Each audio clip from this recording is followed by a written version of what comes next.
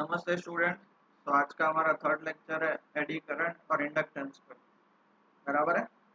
अब इंडक्टेंस में भी दो टाइप है, उसमें से एक टाइप आज पढ़ेंगे और नेक्स्ट लेक्चर में नेक्स्ट टाइप पढ़ेंगे और चैप्टर खत्म कर देंगे। ठीक है, सबसे पहले eddy current. What is mean by eddy current? We have studied that the electric current are induced in well defined paths in conductor like circular loops. Circular loops होता है तो उसमें से करंट पास होता है, राइट? या straight होता है तो करंट यहाँ से पास होता है। Even when bulk pieces of conductor are subjected to changing magnetic field. bulk pieces मतलब एक साथ बहुत बड़े बड़े पीसेस, सर्कुलर लूप नहीं, एक बहुत बड़ा मोटा पीस समझ लो। इतना बड़ा वो जो इतना बड़ा जो पीस आता है ना, वो लंबा सा, मान लो कि एक क्या बोल सकते हैं, बड़ा सा रॉड, इतना मोटा बड़ा सा रॉड, बल्क पीस जिसको are changed to magnetic flux, induced current are produced in them. उसमें भी induced current तो produce होंगे, but however their flow patterns resemble swirling eddies. swirling eddies मतलब ऐसे पानी में ऐसे ऐसे चक्कर चक्कर जो प्रोड्यूस हो जाते हैं ना, उसे swirling eddies बोलते हैं। देखो, in water, and this effect was discovered by physicist Foucault, and this current are called eddy current. और इसका यूज इतना होता है कि आप मान नहीं सकोगे। ओके, ये उसका इंट्रोडक्शन है। बेसिकली एडी करंट अब कैसे प्रोड्यूस होता है मैं बताता हूँ। Okay, consider the apparatus shown in figure. ये फिगर बराबर है। A copper plate is allowed to swing like a simple pendulum between the pole pieces of a strong magnet. ये देखो, ये दो स्ट्रॉन्ग मैग्नेट के पोल्स हैं, ये नॉर्थ और साउथ पोल। अब बोलो सर एक एक पोल कैसे एग्जिस्ट करता है? अरे भाई, नॉर्थ तो उसका साउथ दिख नहीं रहा है, साउथ तो उसका नॉर्थ नहीं दिख रहा है, बट वो इसमें हम उसको क्या कर रहे हैं, इसमें हम उसको घुमा रहे हैं। It is found that the motion is damped and in little while the plate comes to halt in the magnetic field. देखो, ये आपको जो प्लेट दिख रही है, ये प्लेट अगर आप उसको अंदर धक्का दे रहे हो, देखो एरो है ना उसका, अंदर धक्के का एरो, तो यहाँ पे कंटिन्यूस जाने के बाद वो धीरे धीरे देखो कर्सर आप देख पा रहे हो, कर्सर स्टॉप हो जाएगा। अब क्यों स्टॉप हो जा रहा है? अब देखो, ये तो मैग्नेटिक फील्ड है और ये आपका क्या है, क्या बोल सकते हैं, आपका एक तरफ का कंडक्टर है, वो तो मूव होना चाहिए। मतलब स्टॉप हो जा रहा है मतलब उसको कोई अपोज कर रहा है। अपोज कौन करता है? तो इसके अंदर का जो करंट होगा उसके कारण भी मैग्नेटिक फील्ड प्रोड्यूस होगी, वो एक दूसरे को क्या करेंगे, अपोज करेंगे। We can explain the phenomena on the basis of electromagnetic induction. Electromagnetic induction, देखो यहाँ पे मैग्नेट है, ये मूव हो रहा है, उसकी वेलोसिटी, उसके कारण मैग्नेटिक फ्लक्स चेंज होगा। देखो, ये बाहर से अंदर आया तो फ्लक्स ज्यादा होगा, फिर बाहर चला गया तो फ्लक्स कम हो गया, वापिस अंदर जाएगा तो फ्लक्स चेंज होगा, वापिस बाहर निकलेगा तो बंद हो जाएगा। Magnetic flux associated with the plates keeps on changing as the plate moves and out of the region between the magnetic poles. मैंने बताया ना, अंदर बाहर होगा तो फ्लक्स चेंज होगा। The flux change induces eddy currents in the plate. अब ये फ्लक्स चेंज होगा तो वो क्या प्रोड्यूस करेगा, induce current in the plate. And direction of eddy currents are opposite when the plate swings into the region. जब अंदर आएगा तब डायरेक्शन ऑफ करंट देख लो क्या है, क्लॉकवाइज, और जब बाहर निकल रहा है तब क्या है, anti clockwise. Between the poles and when it is swings out of the region, दोनों टाइम अलग अलग होता है। अब लोग सर किसने बोला? अरे भैया, फॉलो आउट करके जो बंदा था उसने किया है और ये हकीकत है, मैं आपको बता नहीं सकता हूँ बट ये रियल एग्जिस्ट करता है। Now, eddy currents are undesirable. ये बात याद रख लेना, एडी करंट्स का कोई यूज नहीं है, उसके कारण बहुत सारा एनर्जी लॉस होता है, तो वो अनडिजायरेबल है। Since the heat of the core, वो जो पेंडुलम मूव हो रहा है उसमें करंट प्रोड्यूस हुआ, जो जिसको हमको प्रोड्यूस ही नहीं करना, हमको उसको मूव करवाना था, फिर भी उसमें प्रोड्यूस हुआ। और जहाँ पे करंट प्रोड्यूस होता है तो according to Joule's law of heating, H equal to I square R T, तो करंट के कारण हीट प्रोड्यूस होगी और dissipate electrical energy in the form of heat energy, और उसमें से इलेक्ट्रिकल एनर्जी की जगह पे हीट एनर्जी निकल जाएगी। तो उसका कोई इलाज, नंबर वन इलाज। Now if rectangular slots are made in the copper plot in shown in figure, अब देखो लास्ट वाला क्या था, ये पूरा ऐसा प्लेट था।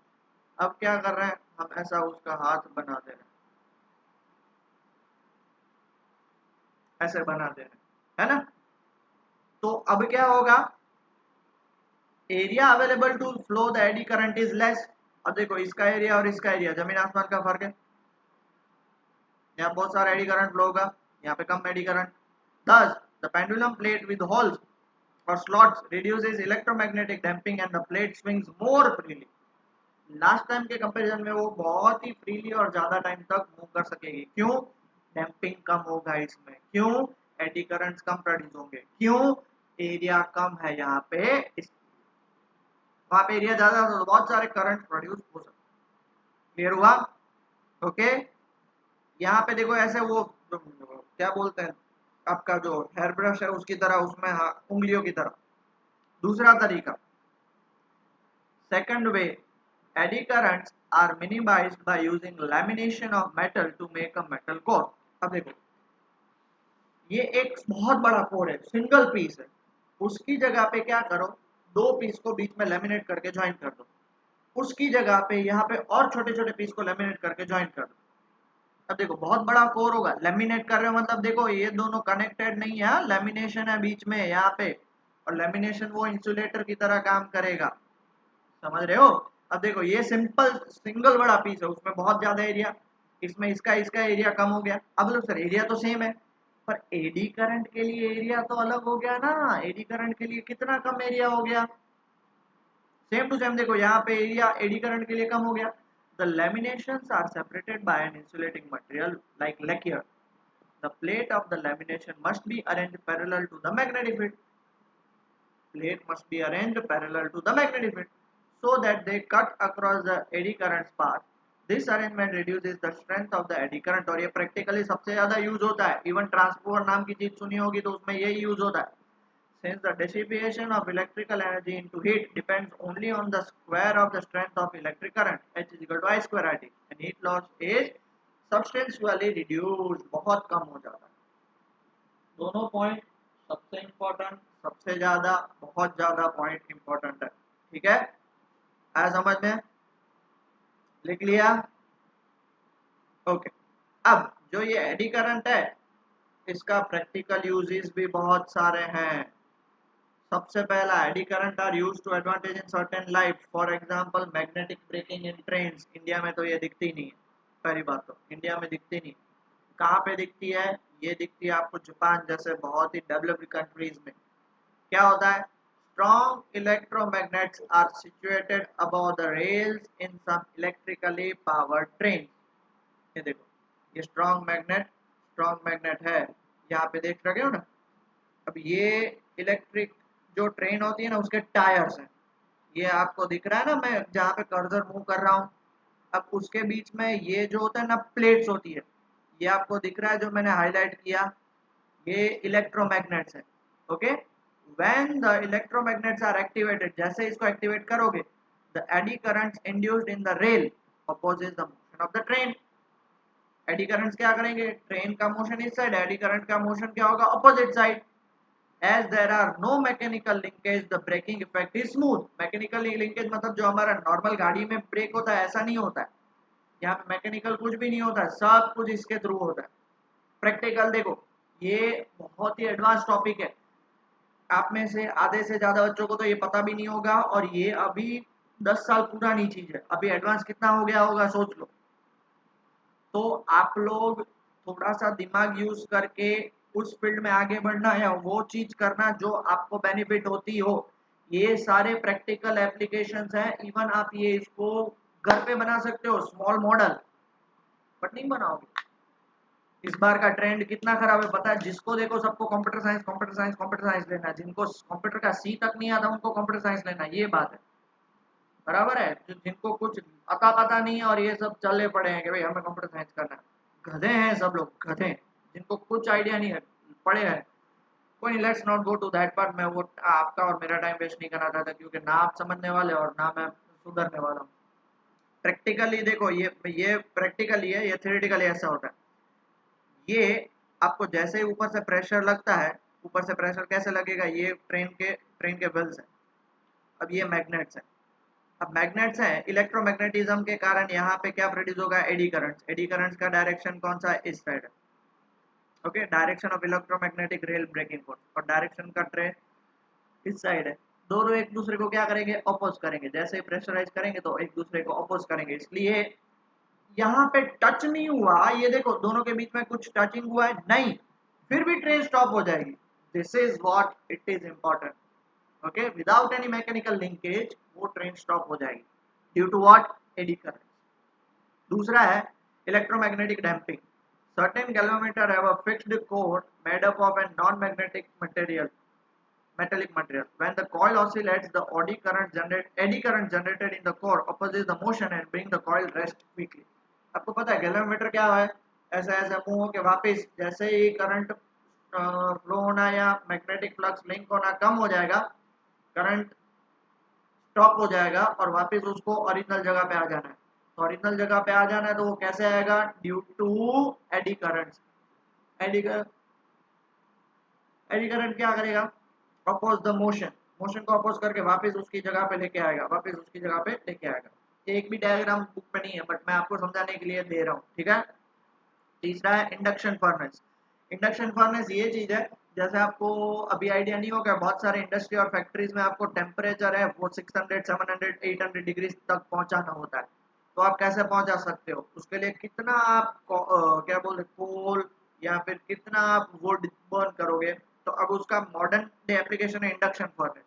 Induction furnace can be used to produce high temperature and can be utilized to prepare alloys by melting the constituent metals.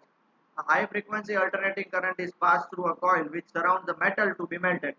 देखो यहाँ से फ्रीक्वेंसी करंट पास कर रहा है और उसके बीच में ये मेटल पीस है, ये आजू बाजू कॉइल है। अब उसके कारण क्या होगा? इसमें एडी करंट प्रोड्यूस होंगे। किसके कारण? ये मेटल पीस जो है उसमें आपने करंट पास किया तो मैग्नेटिक फील्ड जनरेट हुई। मैग्नेटिक फील्ड जनरेट हुई तो उसके कारण अंदर जो मेटल पीस है वो क्या करेगा? लिंक करके उसमें क्या प्रोड्यूस होगी? एडी करंट प्रोड्यूस होंगे उसमें। समझ रहे हो? उसमें क्या प्रोड्यूस होंगे बेटा? एडी करंट प्रोड्यूस होंगे। तब वो एडी करंट्स आपको, एडी करंट्स के कारण वो क्या हो जाएगा? हीट हो जाएगा, क्योंकि इतने ज्यादा करंट प्रोड्यूस होता है वो हीट होगा और वो मेल्ट हो जाएगा। The eddy current generated in the metal produce high temperature sufficient to melt it. ये प्रैक्टिकल उसका application. Okay, next electric power meter, ये फोर्थ और लास्ट। ये पावर मीटर चलो आजकल तो बंद हो चुके हैं, आजकल सारे वो डिजिटल मीटर आ चुके हैं, बट ये पुराने जमाने में ऐसा मीटर देखा होगा, ये जो बीच में चक्रा घूमता रहता है। चक्रा कैसे घूमता है? तो देखो यहाँ से आपका लाइन करंट आता है, बराबर है, और ये जो चक्कर है वो घूमता रहता है। जितना चक्कर घूमेगा ये मीटर उस हिसाब से घूमता रहेगा, बराबर है। The shiny metal disc in the electric power meter analog type rotates due to eddy current. ये किसके कारण रोटेट होती है? एडी करंट के कारण, बराबर है। Electric currents are in induced in the disc magnetic field produced by sinusoidally varying currents in a coil. ये जो डिस्क होगी उसमें इलेक्ट्रिक करंट क्यों प्रोड्यूस होते हैं? बिकॉज साइनसॉइडल करंट जो हम आगे लाइन के थ्रू देते हैं उसके कारण।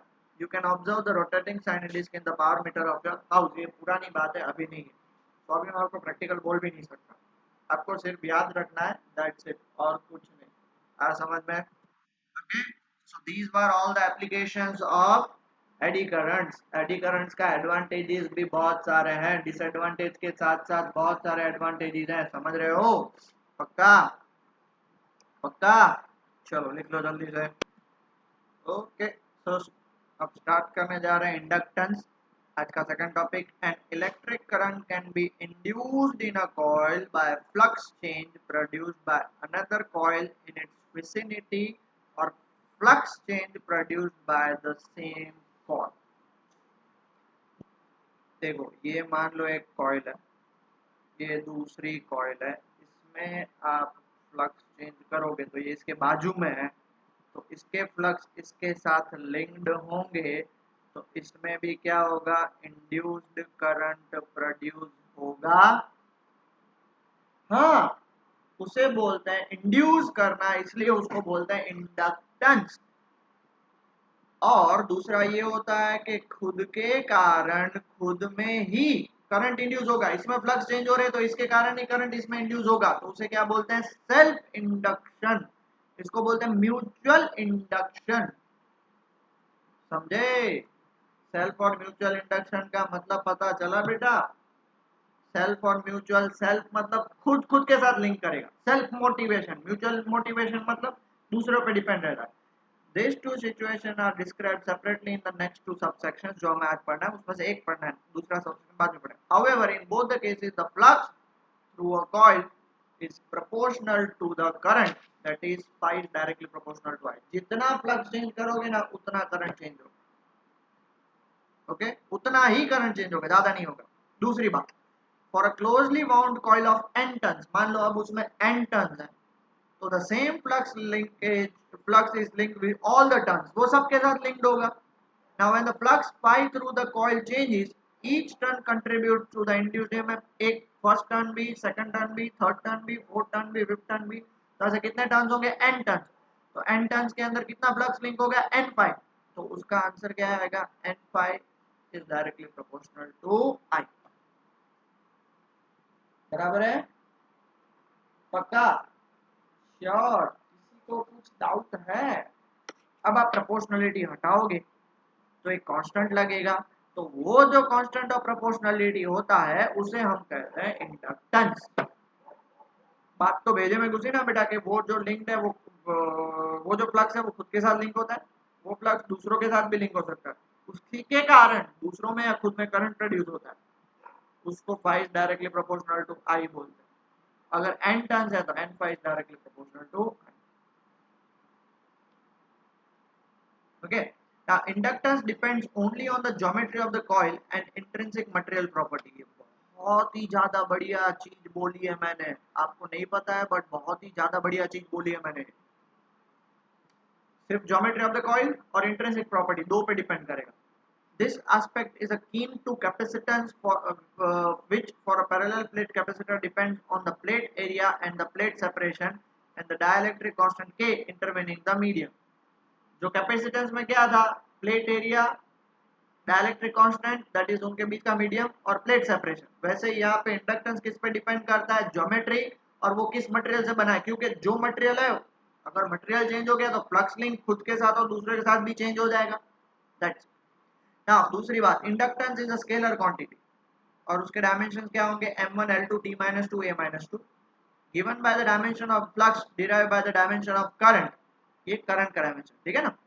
The SI unit of inductance is Henry denoted by capital H. याद रख लेना.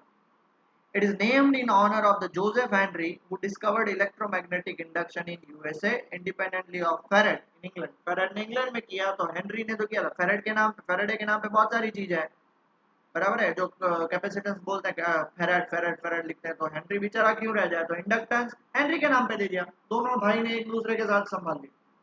ओके बेटा पक्का डन श्योर.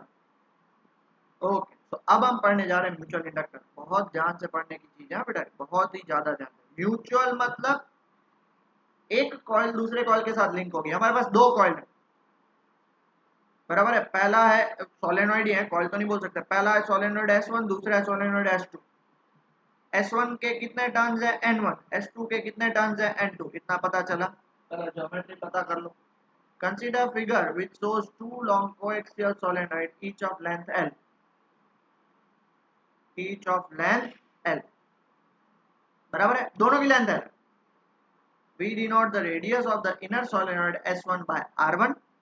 जो अंदर वाला है उसकी रेडियस R1 है and the number of turns per unit length be N1. अब देखो यहाँ पे स्मॉल n1 है और यहाँ पे capital n1. Small n1 is what number of turns per unit length. The corresponding quantities for the outer solenoid S2 are R2.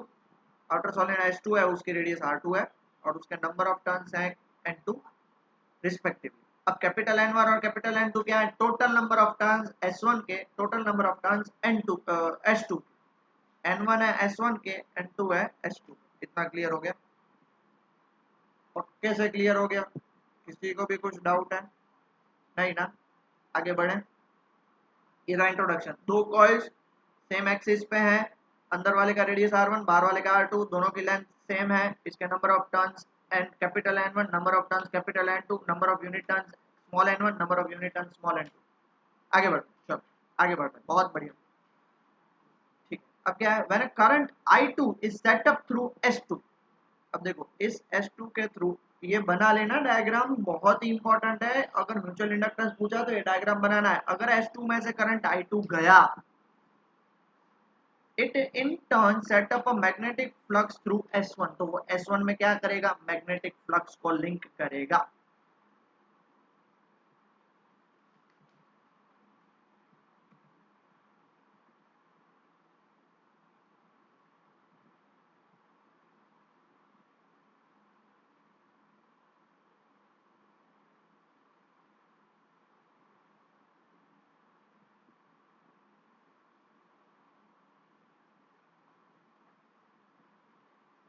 दिख रहा है सबको,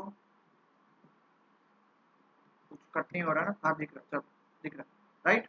आपके लिए मैंने थोड़ा सा चेंज कर दिया ना। देखो ये जो बाहर वाला S2 है, अगर उसमें से करंट जा रहा है I2, इसमें से करंट जा रहा है I2, ठीक है, तो ये करंट किसके साथ लिंक्ड होगा, उस करंट के कारण फ्लक्स फ्लक्स होगा। वो करंट किसमें फ्लक्स प्रोड्यूस करेगा, S1 में, किसमें S1 में। अब वो कितना फ्लक्स लिंक किया, phi1 लिंक किया। कितना फ्लक्स प्रोड्यूस किया, लिंक नहीं, फ्लक्स कितना प्रोड्यूस किया, phi1। सुनो बहुत ध्यान से, जब आप I2 करंट S2 में से पास कर रहे हो, वो S1 में मैग्नेटिक फ्लक्स लिंक करेगा। क्योंकि मैंने क्या बोला था, यहाँ पे आप करंट प्रोड्यूस करोगे, वो दूसरे में फ्लक्स प्रोड्यूस करेगा। बात हुई थी हमारी स्टार्टिंग में, वही उसको इंडक्टेंस बोलते हैं। तो हम यहाँ पे क्या बोल सकते हैं, प्लीज ध्यान से सुनिएगा, N1 phi1 is directly proportional to I2। अब देखो नंबर ऑफ टर्न्स N1 भी है, तो इसकी जगह पे अभी डायरेक्टली प्रोपोर्शनलिटी हटाऊंगा, तो मैं क्या लिखूंगा, मैं इज इक्वल टू लिखूंगा M1 to I2। What is M12? M12 is the mutual inductance of solenoid S1 with respect to S2। S1 में कितना लिंक हुआ with respect to S2, उसको बोलते हैं mutual inductance. It is also referred to as the coefficient of mutual induction। Okay? For this simple coaxial solenoid, it is possible to calculate M12। अब ये देखो simple solenoid है, इसलिए आप M12 calculate कर सकते हो।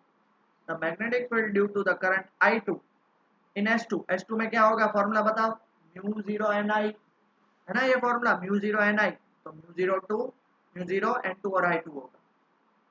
सोलेनोइड है, सोलेनोइड में बी का फॉर्मूला क्या होता है, म्यू जीरो एन आई, तो वहां से आया ये। तो resulting flux linkage with coil S1, तो I2 की जगह पे हम क्या, अब देखो क्या लिख सकते हैं इसको, मैं ध्यान से देखिएगा बेटा, बहुत ही ज्यादा ध्यान से देखिएगा, N1 phi1 is equal to क्या होगा formula, N1 A1 B1, phi का फॉर्मूला A इंटू बी होगा, बी है cos थीटा, समझ रहे हो पक्का। तो हमारा N1 phi1 क्या होगा, तो N1 की जगह पे मैं क्या लिख सकता हूँ, N1 into L, number of, देखो N1 is number of turns per unit length, तो N1 इंटू एल हो गया। A1 एरिया 1 क्या होगा, पाई R1 स्क्वायर, और B1 का फॉर्मूला क्या होगा, mu zero N to I2। अब लोग सर इसमें क्यों आपने 2 लिया, बिकॉज ये जो फर्स्ट के साथ जो बी प्रोड्यूस हो रही है, वो किसके कारण हो रही है, I2 के कारण हो रही है ना। That is current in second coil produce हुआ, तभी तो वहां पे magnetic field in first produce हुआ, क्योंकि phi1 हुआ तब, वरना तो होता नहीं। समझ में आया पक्का, चलो इतना लिख लीजिए। where N1L is the total number of turns in the solenoid S। Thus from the above equation हम क्या बोल सकते हैं, तो फाइनली हम क्या बोल सकते हैं, हम क्या बोल सकते हैं, देखो उससे पहले मैं इसको ऐसे भी लिख सकता हूँ, सबको मल्टीप्लाई करके, mu zero N1 N2 pi R1 square L into I2। अब इन दोनों को मैं क्या कर सकता हूँ, इसको मैं नंबर 1 देता हूँ और इसको मैं नंबर 2 देता हूँ। ओके, फ्रॉम 1 एंड 2 क्या बोल सकते हैं, देखो यहाँ पे हमारे पास क्या था, M1 टू I2, और इस साइड क्या है, mu zero N1 N2 by R1 square L I2।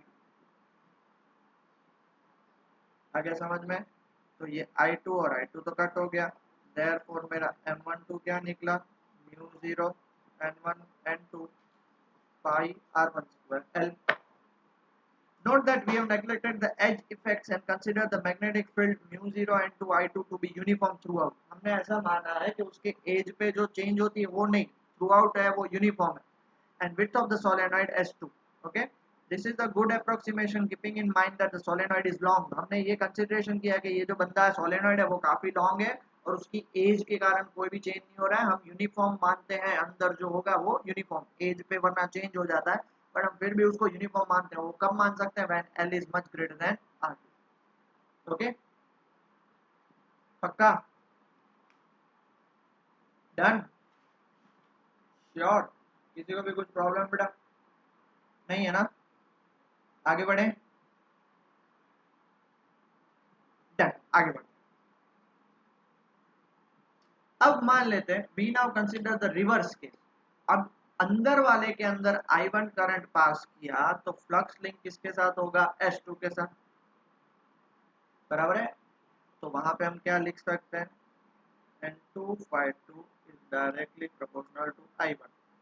मतलब N2 is equal to, वहां पे क्या होगा? M21 I1, where M21 is the mutual inductance of solenoid S2 with respect to S1.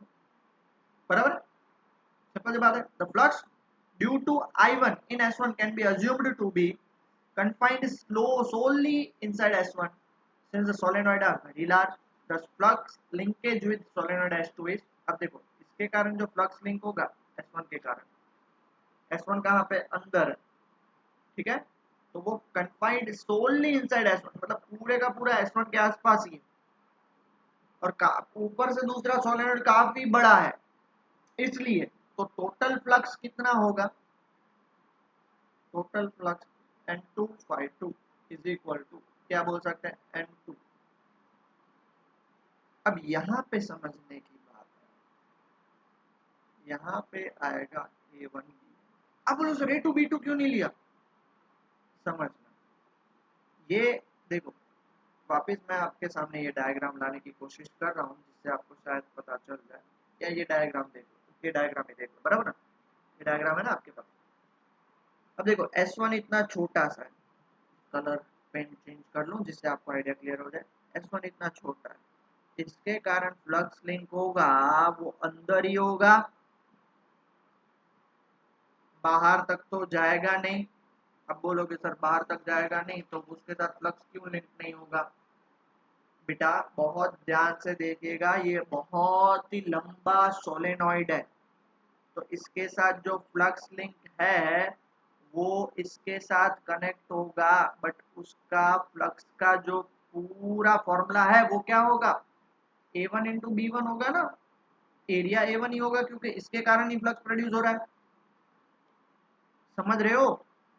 समझ रहे हो? आप इतने पूरे का तो नहीं ले सकते क्योंकि फ्लक्स कहाँ पे प्रोड्यूस हुआ? बाहर. तो आप बोलोगे सर आपने जो फर्स्ट केस किया था, रिवर्स केस से पहले का जो केस किया था, वहां पे तो आपने क्या लिखा था? इन सब के कारण, इतने बड़े के कारण भी अंदर ही हो रहा है. हाँ, अंदर इसलिए हो रहा है बिकॉज हमें होल एंड सोल किसके कारण लेना था? इसके कारण लेना था. ये रहा उसका डेरिवेशन, मैं मना नहीं बोल रहा हूँ. 5-1 सही है. जो बाहर वाला केस है उसके कारण फ्लक्स अंदर वाले में लिंक हो रहा है, तो उसी के लिए A1 B1 ली. तो सर रिवर्स केस में भी आप क्यों A1 B1 ले रहे हो वो हमें पता नहीं चल रहा है. तो मैंने देखो बता दिया ना, क्या? The flux link, flux due to the current I1 in S1 can be assumed to be confined solely inside S1 since the solenoid are very large. assume किया है हमने कि पूरे का पूरा S1 के अंदर है, तो the flux linkage with solenoid S2 कितना होगा? उतने एरिया का ही फ्लक्स उसे मिलेगा, बराबर है? S1 का जो इतना एरिया है उतना ही फ्लक्स उसे मिलेगा, इसलिए हमने ये लिया है.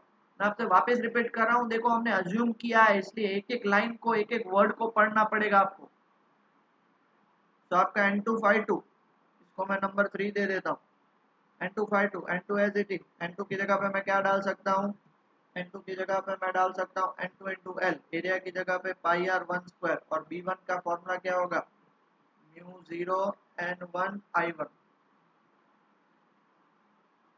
और B1 वहां पे म्यू 0 इंटू I2 क्यों लिया था? बिकॉज वो फ्लक्स सेकंड कॉइल में जो करंट प्रोड्यूस हुआ था उसके कारण फर्स्ट कॉइल में फ्लक्स लिंक हुआ था.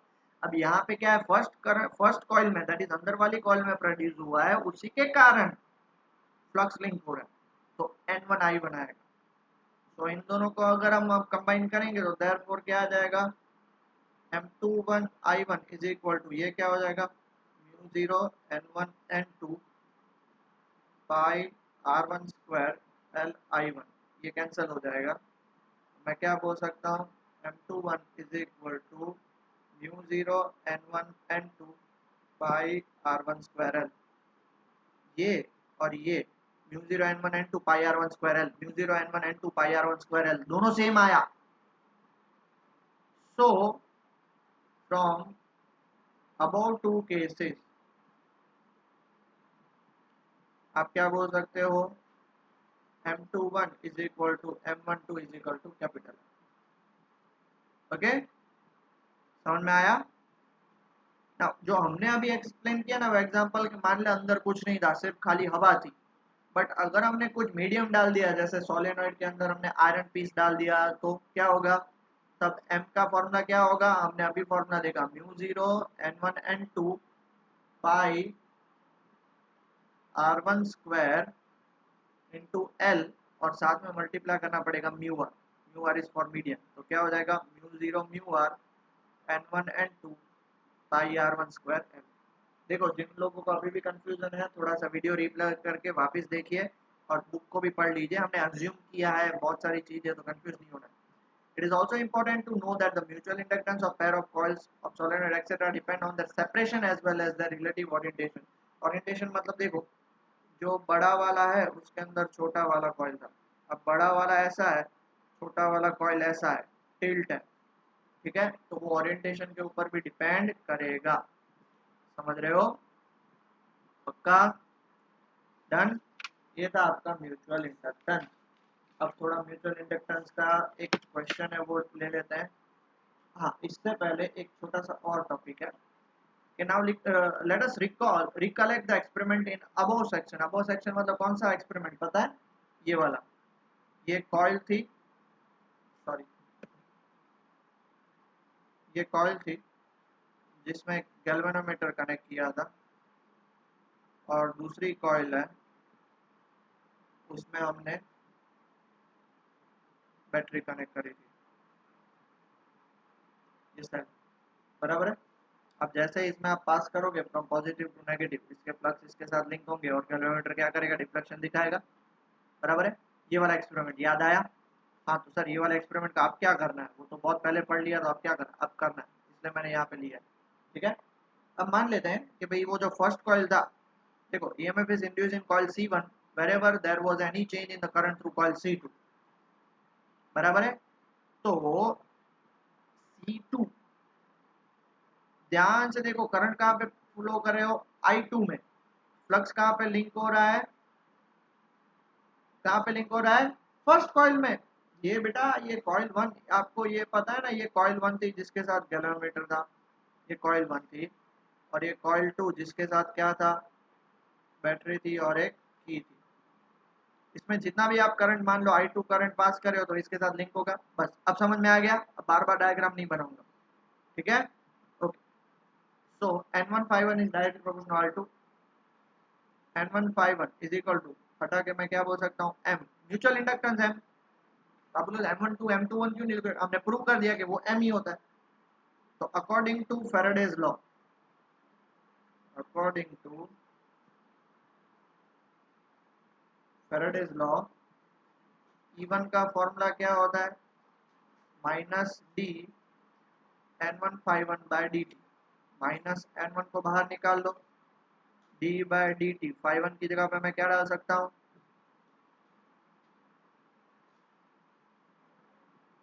यहाँ पे क्या आ जाएगा, MI2 आ जाएगा, बराबर है, MI2।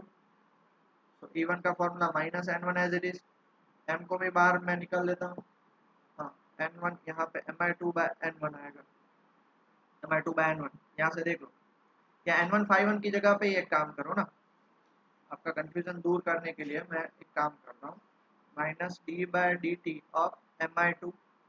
अब अब क्लियर हो गया, कहाँ से निकाला हमने, ऊपर से निकाला MI2, अब माइनस M बाहर आ जाएगा, d by d t of I2 हो जाएगा। ओके, तो अब इसके दो केस होंगे। अब E1 है, तो E1 में किसके कारण लिंक हो रहा है, ड्यू टू सेकंड, तो यहाँ पे क्या आएगा, 1 2 आएगा, बराबर है, ये बात याद रखना। अगर मान लो आपको E2 फाइंड करना होता तो क्या होता, minus M21 D by D t of I1। Flux second में चेंज हुआ तो उसके कारण ईएमएफ फर्स्ट में इंड्यूस हुआ, करंट फर्स्ट में चेंज हुआ उसके कारण ईएमएफ सेकंड में इंड्यूस हुआ। बट ये नहीं भूलना है म्यूचुअल इंडक्टेंस, ठीक है, म्यूचुअल इंडक्टेंस नहीं भूलना है।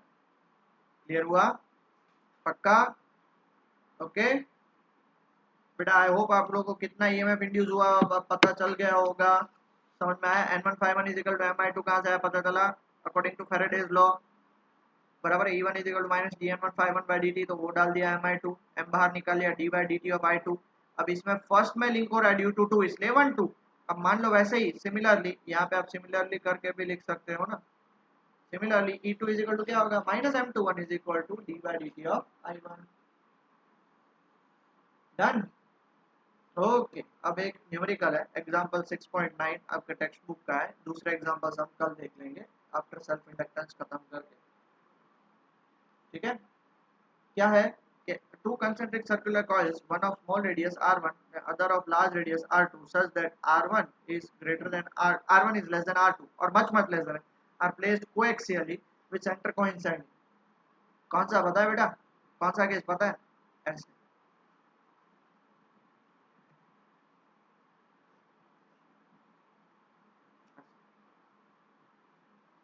ठीक है, ऐसा सेंटर दोनों के कोइंसाइड हो रहे।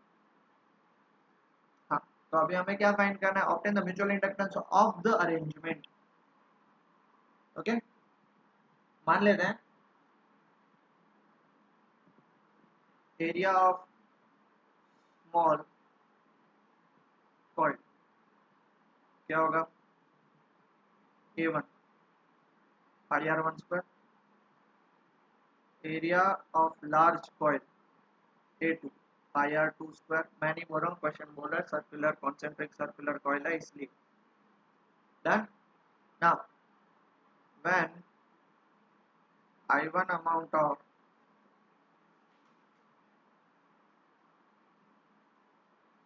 current flows through coil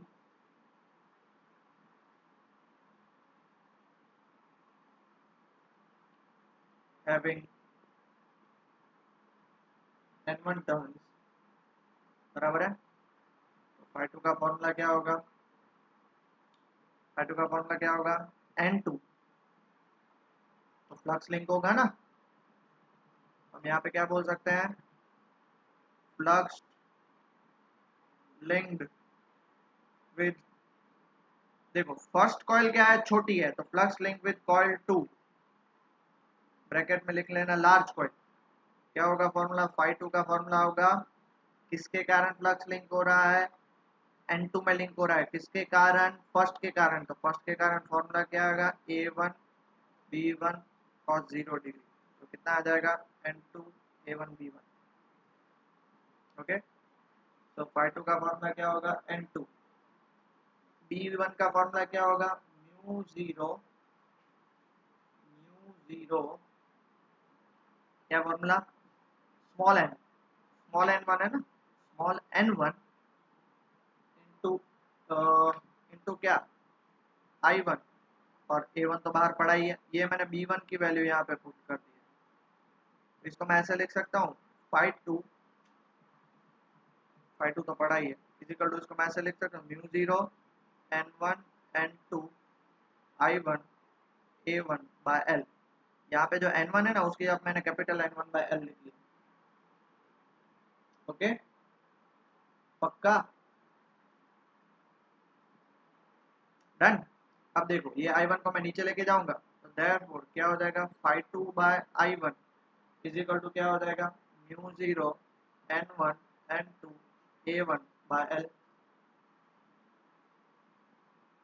और आपको पता है फाई इज व्हाट, फ्लक्स पर current M21, phi2 by I1 is equal to, उसको मैं क्या लिख सकता हूँ, M21, that is mutual inductance of second coil due to first coil. Second coil में फर्स्ट कॉइल के कारण कितना इंडक्टेंस होगा उसे ये बोलेंगे। तो देयरफॉर M21 क्या हो जाएगा, mu 0 N1 N2 A1 by L। Similarly if I2 current is passed through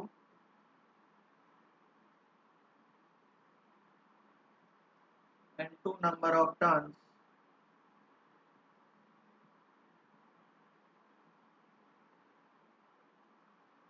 second coil, then magnetic flux किस में लिंक होगा, in first coil. Magnetic flux किस में होगा, फर्स्ट कॉइल में। φ1 का फॉर्मूला क्या होगा, N1 B2 और A1। मैं वापस बता रहा हूँ, हमने अभी थोड़ी देर पहले ही म्यूचुअल इंडक्टेंस किया। A1 मतलब छोटा वाला है, तो अंदर वाले कॉइल के साथ जितना लिंक्ड होगा उतना ही होगा। A2 हम नहीं लिख सकते, समझ रहे हो ये बात, ठीक है। तो इसको हम आगे क्या लिखेंगे, φ2 इज इक्वल टू, φ2 नहीं आएगा, φ1 आएगा, φ1 सॉरी φ1 आएगा, φ2 वाला तो केस हो गया। φ1 इज इक्वल टू क्या आएगा, N1 B2 की जगह पे हम क्या लिख सकते हैं, mu 0 N2 L into A1। φ1 is equal to N1 mu 0 की जगह पे एज इट इज, N2 की जगह पे N2 by L into L into A1 लिख सकता हूँ।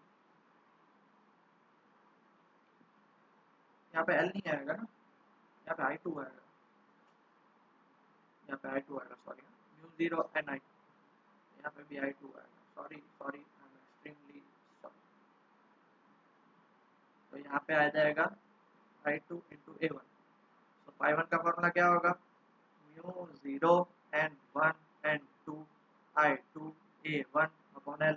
अब इस L को नीचे, I2 को नीचे भेज दो, तो therefore φ1 by I2 is equal to mu 0 N1 N2 A1 by L।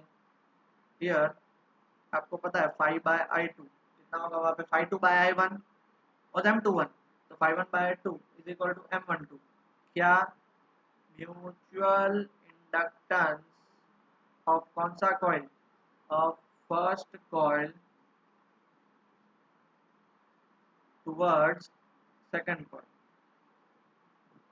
और ड्यू टू सेकंड कॉइल, ठीक है। सेकंड कॉइल के कारण फर्स्ट कॉइल में कितना लिंक होगा वो, तो इसको मैं क्या लिख सकता हूँ, तो देयरफॉर इसको मैं लिख सकता हूँ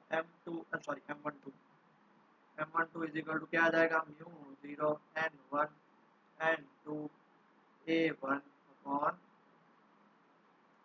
therefore M12 is equal to M21, उसको मैं M नाम दे देता हूँ, जिसका फॉर्मूला क्या है, mu 0 N1 N2 A1 upon L, where A1 is equal to pi R1 square. आया समझ में बेटा, पक्का। कुछ नहीं है, जो म्यूचुअल इंडक्टेंस का फॉर्मूला डिराइव किया था वही था। आपको बोलोगे सर ये कहाँ से आया, फाई बाय आई, तो बेटा ये पहले इतना लिख लीजिए, फिर मैं आपको बताता हूँ फाई बाय आई कहाँ से आया। लिख लिया, इंडक्टेंस क्या है, देखो phi is directly proportional to I, है क्या नहीं, ये वाला केस हमने क्या देखा था, N phi is directly proportional to I, तो N phi is equal to M I, तो phi by I is equal to क्या था, एम था ना। तो आप बोलो सर नंबर ऑफ टर्न्स, वो तो एक टर्न के कारण ही हमको लेना है, एन तो ऑलरेडी वहां पे इंक्लूड कर लिया था, समझ में आया। तो बेसिकली आपको ये तो पता चल ही गया, phi directly proportional to I, तो phi by I is equal to क्या, कांस्टेंट, और वो कांस्टेंट क्या है, म्यूचुअल इंडक्टेंस। समझ में आ गया,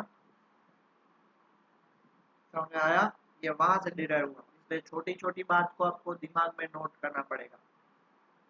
ओके, तो आज का लेक्चर हम फिर भी कर करके 44 मिनट्स हो गया। आज का लेक्चर हम यहीं पे छोड़ते हैं, नेक्स्ट लेक्चर में हमारा ये चैप्टर खत्म हो जाएगा, ठीक है। और उसके बाद नेक्स्ट लेक्चर में ऐसा होगा तो थोड़ी बहुत एक्सरसाइज के क्वेश्चन भी ले लेंगे, ठीक है। सिर्फ सेल्फ इंडक्टेंस की बाकी है और कुछ नहीं है, सेल्फ इंडक्टेंस की बाकी है। हाँ, और ट्रांसफॉर्मर तो आई थिंक सो कट हो चुका है, आई थिंक सो, बट मुझे नहीं पता, एसी जनरेटर नहीं हुआ होगा तो देख लेंगे। Okay, take care.